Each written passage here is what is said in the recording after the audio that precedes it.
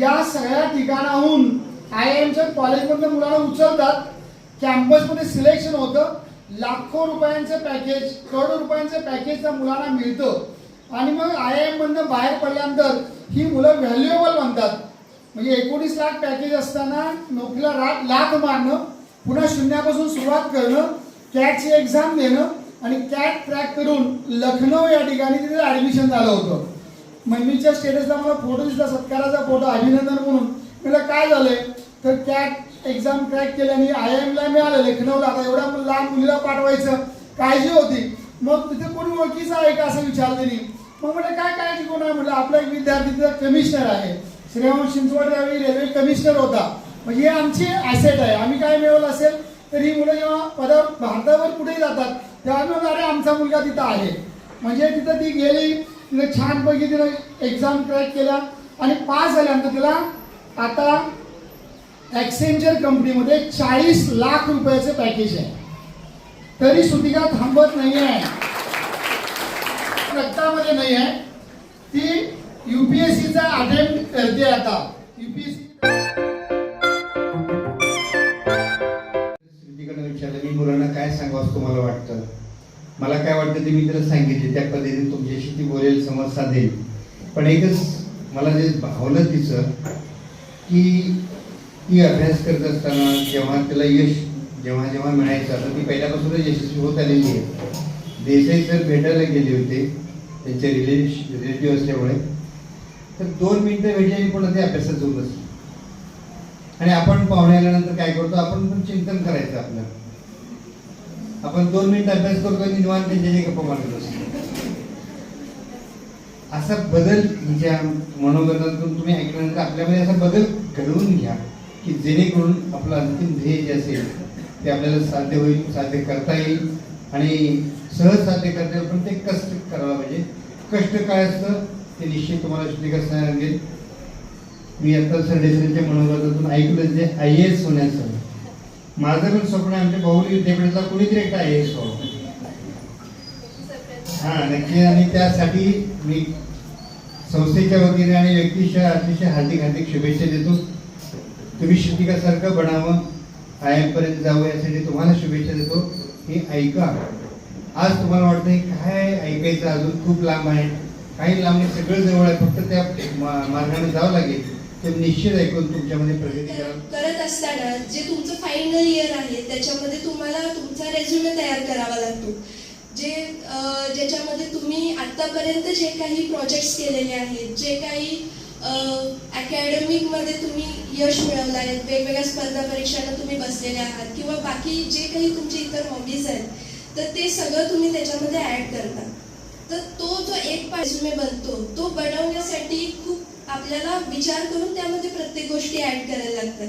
आणि ज्या फायनली तुम्हाला कंपन्या प्लेसमेंटसाठी सिलेक्ट करतात तर त्यांच्याकडे पहिल्यांदा तुमचा तो रेझ्युमे जातो.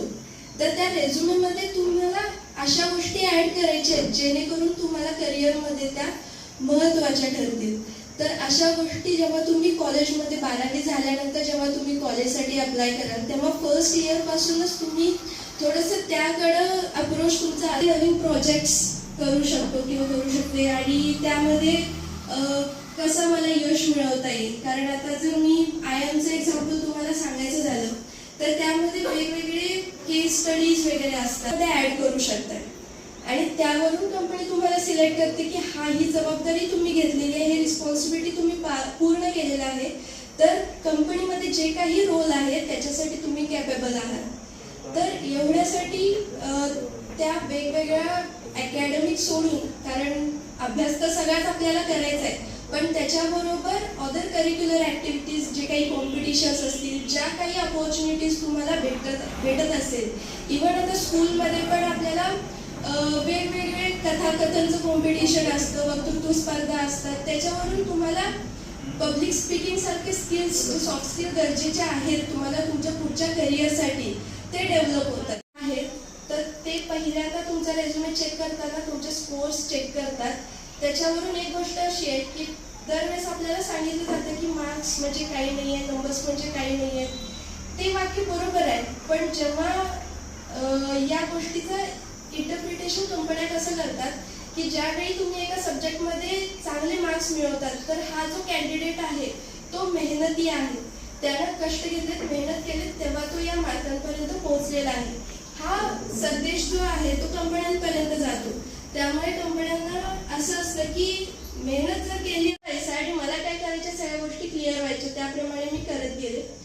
तर ही एक स्पोर्ट्समधली गोष्ट जी मला खूप जास्त मोटिवेटिंग वाटते आणि तुम्ही पण नेहमी विराट कोहलीचं एक्झाम्पल पुढे ठेवून ज्या काही गोष्टी आपल्या पुढे जर अडचणी आल्या किंवा आता आपल्याला काहीतरी क्विट करावं असं वाटत आहे किंवा थांबावं असं वाटत आहे, तर तेव्हा तुम्ही त्याचं इंटरव्ह्यू जे आहे यूट्यूबवरती त्याचे इंटरव्ह्यू अवेलेबल आहेत, ते तुम्ही आवर्जून बघा. तुम्हाला नक्की प्रत्येक इंटरव्ह्यूमधून काही ना काहीतरी शिकण्यासारखी ती गोष्ट आहे. आणि अचिव्हमेंट्स वगैरे मी बऱ्यापैकी सांगितलेलं आहे. माझं जे काही इंजिनिअरिंगमध्ये करिअर झालं त्याच्याबद्दल थोडीशी इन्फॉर्मेशन ठेवलेली आहे. माझं कराडचं college, government college of engineering Karad, इटनमध्ये जो काही एक्सपिरियन्स आला, कॅटमध्ये जे काही चॅलेंजेस आले किंवा कॅटची एकंदरीत परीक्षा कशी असते, तुम्हाला इंटरव्ह्यूला कसं फेस करायचं असतं, त्याबद्दल जर काही इन्फॉर्मेशन हवी असेल तर. आणि जे काही प्रॉब्लेम सॉल्विंग स्किल्स आपल्याला नंतर इम्पॉर्टंट पडतात त्या गोष्टी मी हळूहळू शाळेमध्ये स्पर्धा परीक्षांच्या थ्रू, स्पर्धा परीक्षा प्लस बोर्डच्या एक्झाम दोन्ही मॅनेज करताना जे काही गोष्टी मी शिकत गेले त्यातून मी या गोष्टी नोटीस केल्या की या गोष्टी माझ्या स्ट्रॉंग होत गेलेल्या होत्या. तसंच तुम्ही पण थोडंसं सेल्फ अवेअरनेस डेव्हलप करून आपल्याला कुठल्या गोष्टींमध्ये आवड आहे हे तुम्ही जेवढ्या लवकर तुम्ही शोधाल तेवढ्या तुम्हाला सगळ्या गोष्टी इझी होऊन जातील असं वाटतं मला.